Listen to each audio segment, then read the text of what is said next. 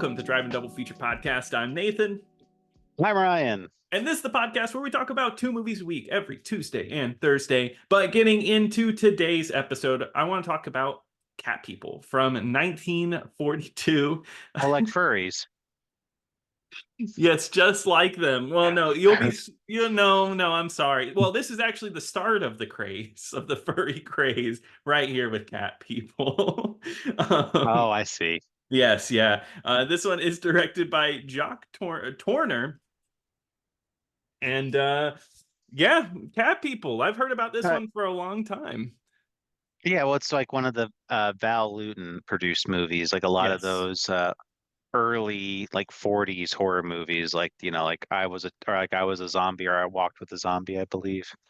Yes, yeah, but I do want to say I let me look. Yeah, this was kind of the start of that like run at RKO was this Cat People movie. And actually I was researching a lot about this movie and I thought it was interesting how well advertised this movie was. Like this movie was a big deal when it came out. Like they had like huge like exposés. They at theaters they would have standees out front, really detailed statues, things like that. So this movie definitely had some pull at the time. Oh, interesting. I didn't Yeah, realize that. yeah. So it's not. I mean, it's kind of become a bigger thing over time. Of course, it was remade by Paul Schrader in the '80s, which maybe we'll talk about at some other point. Ryan, you've seen this movie before, right? Yeah, a long, long, long time ago. So I Okay. I think this is like one of like the era of like renting a Netflix movie off of DVD or something like Ooh, that. So like a mail gotcha.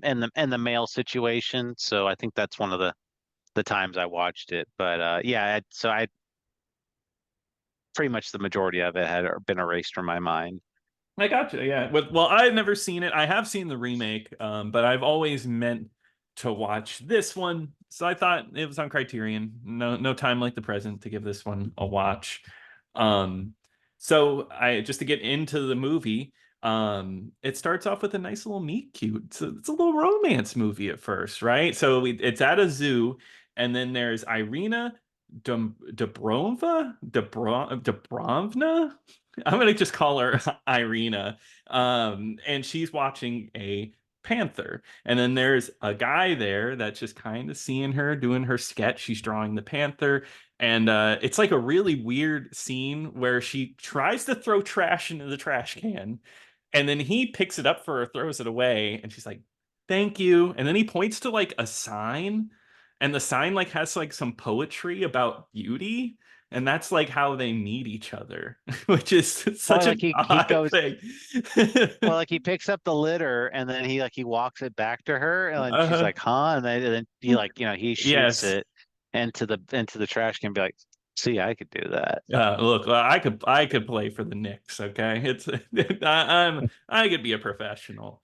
But they meet up, and she come to find out she's Serbian, and she doesn't really know a lot of people, but they really hit it off. And I guess like before we get anything, Irina here is played by Simone Simon, who is fantastic in this movie. I love her because she's such a nice, like a great presence in this movie. She really gets into that like just a foreigner role and like kind of has this angst behind her because as we get later in the movie, she's just got a lot of anger in her. Yeah, like easily for me the most sympathetic character in this movie because Hmm. I really because you could just see like this vulnerability in her where she was like the type of person to really not let a whole lot of people in, but she Hmm. meets this guy, it goes really well, and then she's able to kind of let him in, and but even still, she's still got all these boundaries, like these like Hmm. walls that are up, kind of. Yeah, exactly. And it takes a while for anything to break through, but just this guy, I guess they just have feelings like instantly for each other. And it's such a fun performance. Like I really enjoyed her. And did you notice the guy played by Kent Smith? Do you remember his name? I recognize this.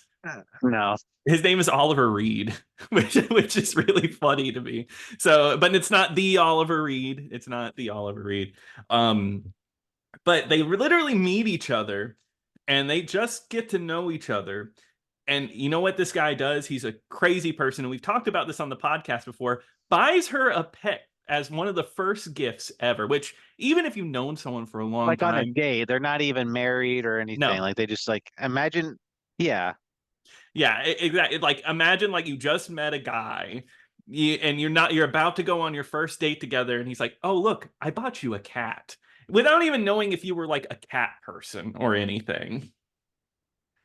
Immediate red flag. I would immediately just be like, what is wrong with you? All right, but she and the thing is she doesn't like animals. At least she can't because every animal that comes near her None of the gets animals like her. scared. Yeah, exactly. They freak out. And as we learn, there's kind of where she's from in Serbia, the village that she was from was full of witches, and I guess these witches could turn into animals. But a king came in. I don't know if it's the king. I think they have a different term for it. Came in and killed all the witches and kind of made the place a little safer. But those women still exist in the woods, which, as we come to find out, Irina here thinks that, or she believes that her mom is one of those cat people. So that kind of sticks with her, this old mystery, this old tale of her mother, and the fact that as soon as like if a woman that's a cat person falls in love with a man, she is destined to kill that man. Yeah, Yeah, and they just there's like this supposed like curse that's on these people that, if they fall in love, then certain things happen to them. exactly. And it all starts with a kiss. And as we learn, she will not kiss him. For the longest time, she is very opposed to it. Because I was surprised how long of a time period this movie takes place in, because they meet each other, they start dating, and it goes through all their dates, and then eventually up to them getting married. They act like it's a long space of time. Yeah, it's which I mean I kind of thought the marriage seemed like a little abrupt because I mean Hmm. this is not a very long movie. This is like a 70-minute movie. Hmm. So when they get to the marriage part, I was just like, oh, like already they're getting married, that type of thing. So Hmm.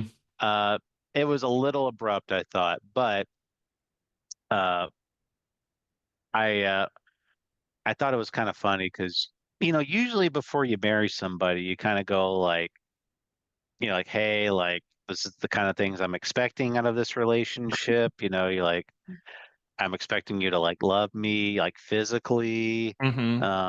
kiss, I want to be kissed, I want to be loved. And they don't, I mean, at first he's like totally cool with it. He's just like, yeah, like don't you deal with it in your own time. You'll come to me at some point. And, he Hmm. does kind of respect her boundary at some point in He the early does. beginning of the movie. But I'm trying to figure out what you said this is a long time frame. Like I don't know what the time frame is from like when they get married to the end of the movie. I agree, and I it really feels like it's a long time. It feels, or at least to For, me, it but didn't feel like that to me. It felt like it was a couple of months. But really, I don't know because like it felt like their marriage was crumbling, but I'm not sure if it might have been instantly. I'm not sure, but I feel like for me it was more about less about like what he respected out of her, and it was more about concern for her because she was taking this whole persona of being a cat person and not being able to physically love uh, somebody because she was oh, so I did. nervous. I do want to mention too, like at their wedding reception, like after they get Yes. married, like they have it at this restaurant, and there's this other woman sitting at a table like across from them, Hmm. and they're like the people, some of the other party goers like look at this woman, they're like, "Who is that?" And like, I don't know. She looks like a cat though. That was really weird to me. They were like, oh, but she looked like and I was like, she did not look like a cat. I mean, But like maybe like like her eyes like had some like feline features but it wasn't like she was in like full feline makeup Like she was or in cat. anything. No, well, see, back then you couldn't wear a fursuit or anything like that. That's just what you had Mm, to do. Yeah, that's the way she was a cat it, person. such dark times. Yeah, yeah, definitely different times. Uh, but yeah, that scene's really fun. So yeah, I mean, this is sold as a horror movie, and I guess for a good chunk of it, it's not. But she starts to get deeper and deeper into her madness because what happens is from the beginning of the movie, Oliver has Alice, which is an assistant that he works with, and is also his best friend. So his best friend is a girl, and you can see where a bit of jealousy might lie with Irina, because I think there's a bit more psychology here of how Irina feels as if she cannot physically love him, so she almost fears that maybe he will try to find that with somebody else. So there is this jealousy that's brewing inside of her. Yeah, and Oliver and Alice are just naturally getting closer because she's much more affectionate and she's Yeah. more willing to open up to him versus Irina. And Yeah. also, too, Oliver has Irina go see a psychiatrist Yeah. Oh, too. and what a great scene like where like that's like where the lighting is really solid, where it's just light hitting her face, and that's all you see surrounded by pitch dark as she like goes, she's like hypnotized and recalls her past. Yeah. Um, but let me ask you something, Nathan, as we get deeper into this. Do you do you see how do you see the other characters versus Irina? Like as like did you hate them or like did you view them as villains or Oh, did I view them as no, I didn't view them. I didn't. I really didn't. I mean, I get it that they think I understand where they're coming from. The idea of her feeling like she's going to become a cat person is kind of, it is kind of sounds like overwhelming? crazy. It is overwhelming. I do think the psychiatrist is a bad guy. I do think he takes it too far or doesn't do enough. Instead, he's just kind of like, oh, Oliver, you got to divorce her and just let her do her thing. I would say take her to a mental institution, but just divorce the crazy lady. That's all you need to do. That's horrible advice. Well, like so I can understand on a certain level. So I mean like Oliver is obviously he expected certain things to happen in this Hmm. relationship and they're just not happening anymore. He does not Hmm. feel he's getting the same type of affection Hmm. from Irina that he's getting from Alice. So he's just like, look, I was like, obviously this is not working, so I'm gonna leave you and go be with Alice. But Yeah. um, Which I can under, it I can. It's a little abrupt, but okay. yeah, and it's a bit mean spirited in a way because like the fact that She's like it is really shitty of him to go to Alice and complain about his relationship to another girl, and then it makes almost this girl feel well, better. That's messed up. well, not well, not only that, but I think like the whole reason why they get to the therapist is because Oliver is complaining to Alice Hmm. about it, and she's like, "Oh, like I got this great guy," and Irina's just like, "What? Like, why are you telling this woman about my issues?" Yeah, it's like that is like just for me and you. I told you something I never told anyone before, and now you're like blabbing it to Alice. So it's like it's just and of course Alice is playing it like, oh no, I was just trying to help you, but of course Irina does not like it at all. Do you think this movie does play Irina like she is the villain of the movie? I think the movie's intention is we are that is the case. Really? Okay. I think that's the movie's intention. Hmm. I didn't see her that way. I No. saw her as a very sympathetic character, but it, to me, like I don't know, like because they never portray Irina as a very like warm, loving character. You know, she does care for Oliver No. and I think you everything. can see that she would not give up everything in order to be with this man unless she did love him. It's just obviously she has Absolutely. things holding her back. She's just not a very openly affectionate person where, you know, like you said, where she does kiss and, Hmm. you know, like tab do things with them. So I don't know. I mean, maybe they're trying to portray is everybody is sympathetic, but to me, it kind of feels like they're trying to portray her as the villain of the movie, especially like you said with the therapist, because Oliver and Alice go and talk to the therapist because she, she's just gone completely off the deep end. Hmm. Because she's like she's going to the zoo at night and looking at the panthers and Hmm. feeding the panthers like this meat, like uh they that pet bird that they get that Oliver gets, like the bird just dies of fright, and then That's the right. she takes the dead bird to the panther and throws it, just feeds it to the panther. Because she just Um, felt like she had to. Yeah. and then there's the other thing too, where Alice is like at a gymnasium using the swimming pool, Hmm. and she can hear like panther roars, just like oh, like what's going on? And then it's just Irina's like, hey, Alice, what are you freaking out about?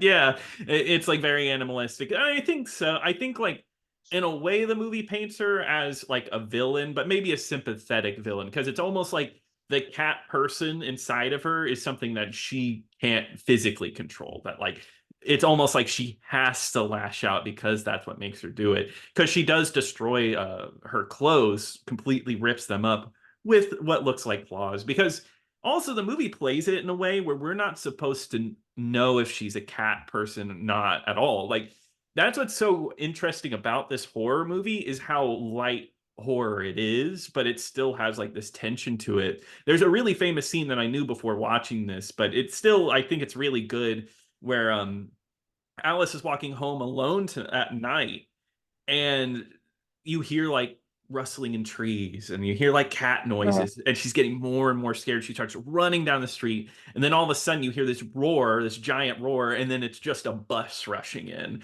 And that was supposed to be like a huge jump scare back in the day, and it's actually a Luton jump scare is specifically what they call it, where a bus would cause a jump scare.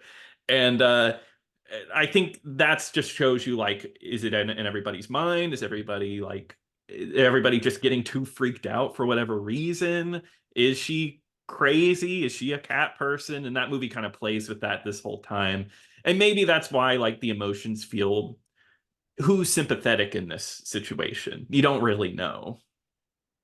Yeah, I mean it's complicated. I mean, if that's how the movie's presented itself, then I can kind of understand that. But just as the movie went along, like I just had less sympathy for like the other three characters, just because of Yeah. that scene at the scene at the like you had said, because like th- Oliver is still married to Irina, Hmm. and him and Alice are talking with the therapist about what to do with Irina. He's like, well, you're not allowed to divorce somebody that's insane. So I would, Yeah. so I wouldn't have her committed. I would divorce her now. Like we could have her committed afterwards and then possibly lobotomize her.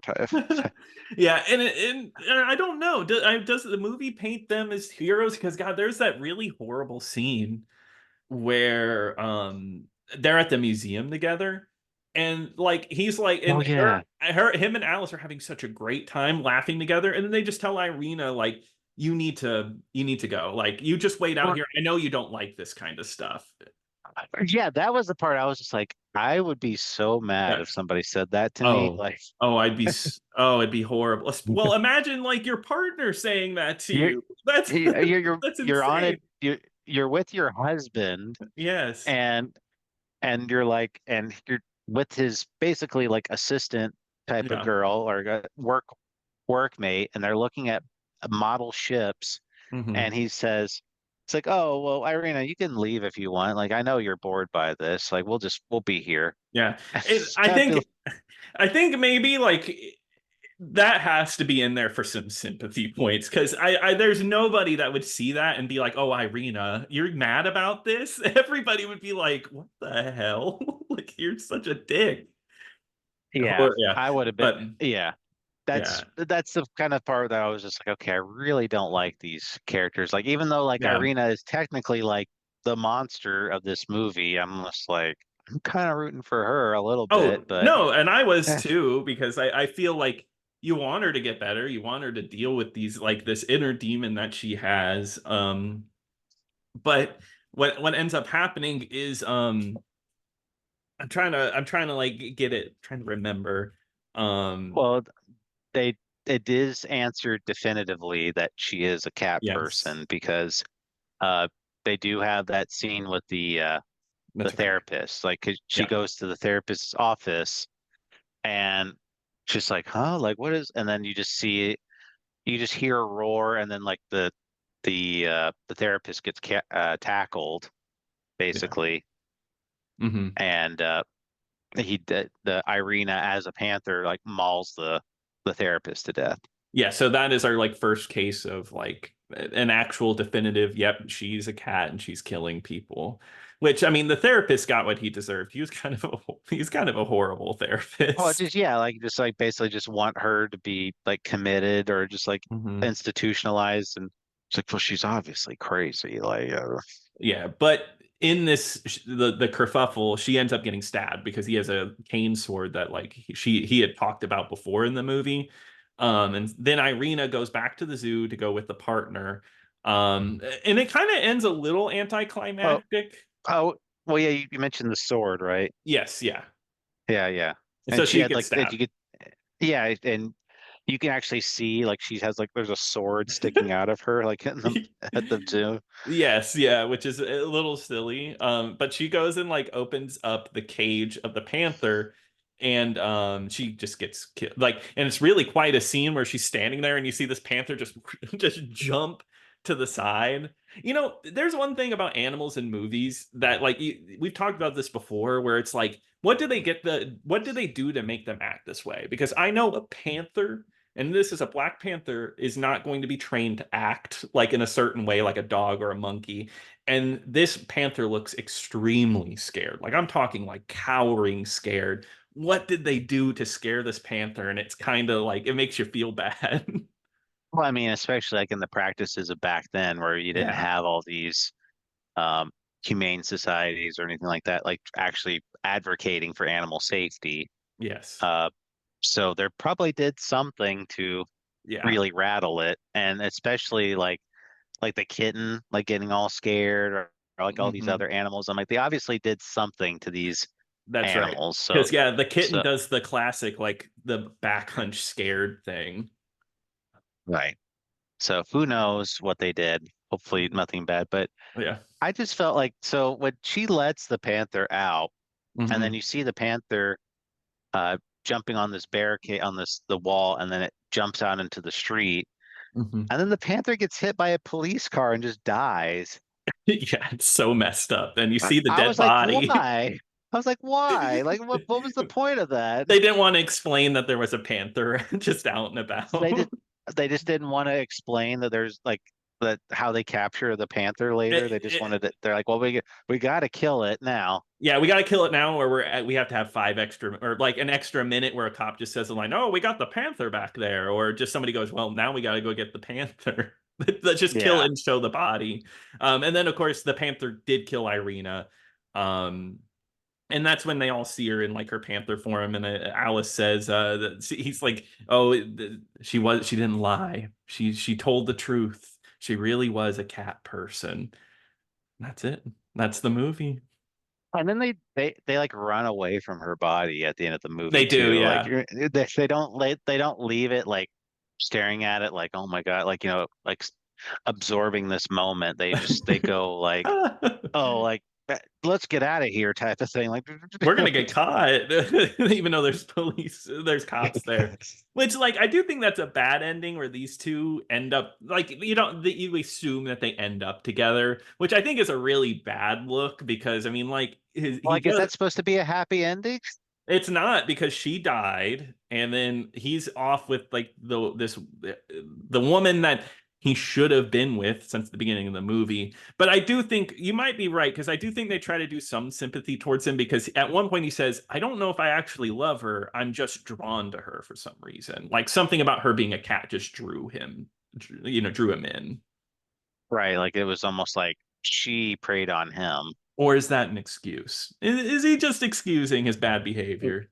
I don't think, yeah, like I mean, she was not giving any type of vibes that she was into him. Like, he Mhm. saw her throwing that paper away and he's like, like, here's my shot type of thing. And Yeah. so I don't know if that's the case or not, but yeah, I think that's what they want you to think is like that she kind of drew him in and kind of Hmm. it's like, oh, well, I didn't really want to marry her. I wanted to marry Alice this whole time. Yeah, I think the one thing that helps, and just like kind of wrapping it up, is that Simone Simon is by far, in a way, the best actor in this movie, best actress. She makes it so she's sympathetic in this movie. She makes it how you feel her anger and like maybe this dread that she can't actually love a man that she wants to be with, and she's getting pulled into two different worlds, and you really feel that. And I think for me, that's what I like the most about the movie, other than maybe the cinematography, which I think it's beautiful black and white cinematography, is just her. I think she really makes this movie work. Well, absolutely. I mean, the movie does have some really impressive shots for a Yeah. 1942 movie. Uh, I mean, like I said, no other characters really like a standout, like in terms of Hmm. acting ability, but Simone Simon, far and away, is the best part of this movie. Hmm. Um, she really gives like a presence in Hmm. this movie. You know, she just adds this layer of mysteriousness, but like what we have said, like also sympathetic because she's not like some evil woman that's like, oh, like I'm gonna just take this man away and or whatever, but Hmm. she's like actively trying to make this relationship work. And then when she sees Oliver with Alice, She did. it does hurt her a lot. So Yeah, it obviously makes her jealous. Gives her, she has problems with it that he's not seeing. yeah. So she is the best part of this movie. And for that reason alone, I would give this movie a recommend. I enjoyed it. I liked the mood of the movie. Um, the story's good. Like I said, very short movie, doesn't overstay its welcome. So it's a classic horror movie. So you probably already heard of it already, but if you haven't, I'd say check it out. Okay, I actually really love this movie. I thought it was a great watch, so I highly recommend that you check it out. Terrific. Hmm. But I do think that wraps it up for this episode. But Ryan, what are we covering on Thursday? Well, Nathan, we are going to be talking about the movie The Best of Times, and that is on Tubi for free. Awesome. Well, I'm excited to watch that one. And if you want to email us, you can email us at driveanddoubleFeaturePodcast@gmail.com. Until next time. Until next time.